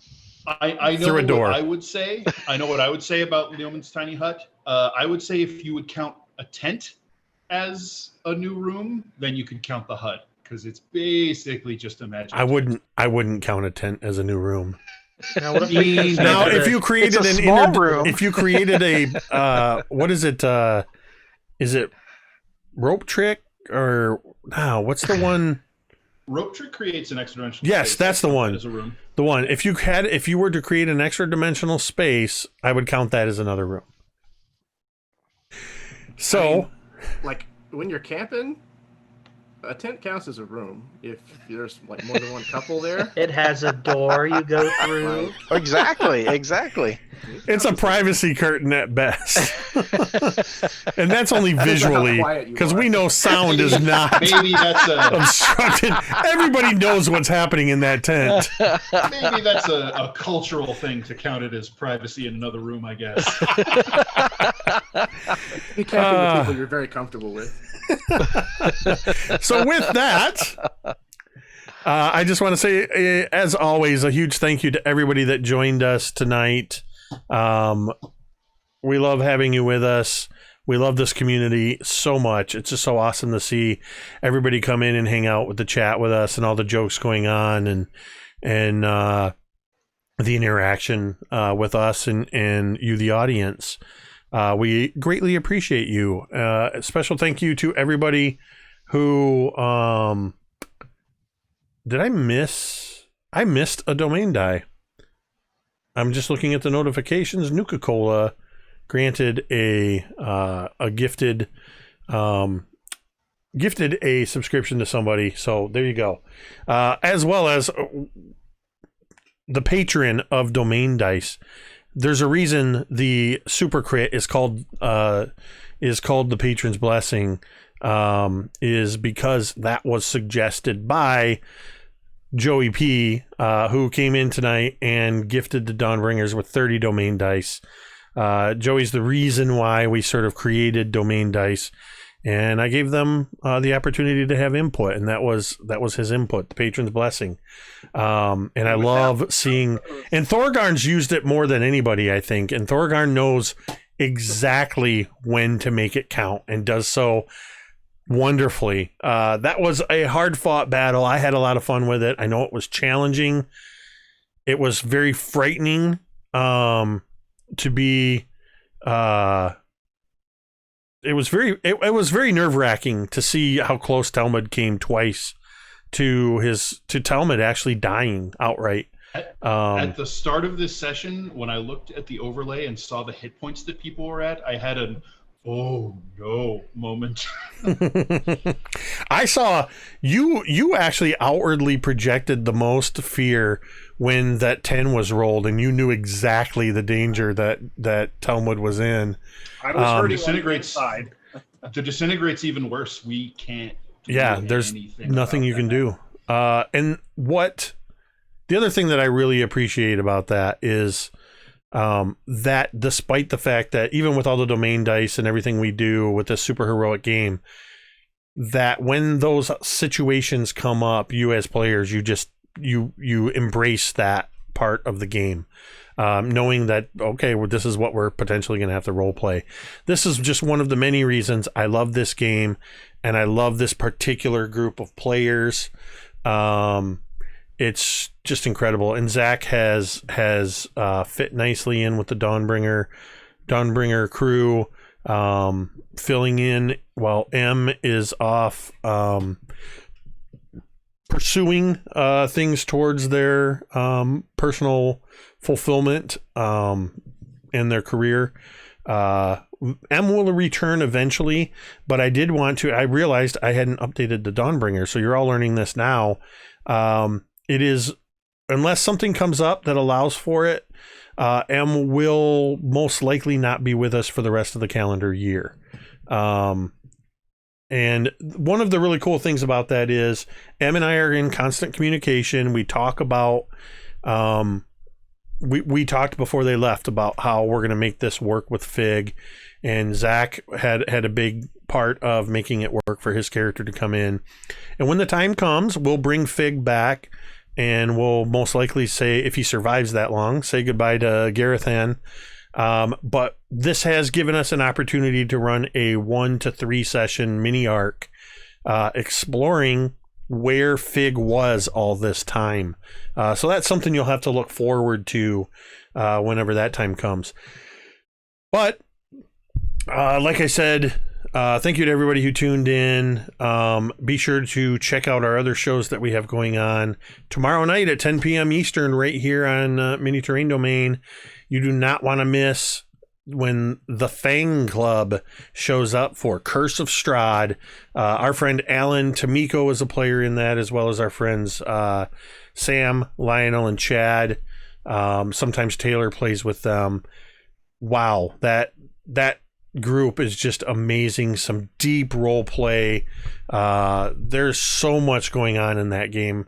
You want to become a part of the Fang Club. Tune in at 10 p.m. Eastern tomorrow to check that out. And in a few weeks, Dwight and I will be right here on Friday nights at 7:30 to about 9:45 doing miniature painting with beards and brushes leading into that stream. So you can come for the miniature paints and stick around for the role play of Curse of Strahd. And then, we'll be back here next week with episode 20 of Dawnbringers. Hey, Jake, can I say something? Yes. Okay, so after the credits roll, I can imagine we're all getting ready for bed. I'm taking all this gear off, right? And I can imagine that, sleep is coming because we're all so tired and exhausted. And Cantriel's like humming or lightly singing a tune, calming us all down, getting us all ready for a nice restful sleep. And I look over at my gear and I say, hey, where did all my javelins go?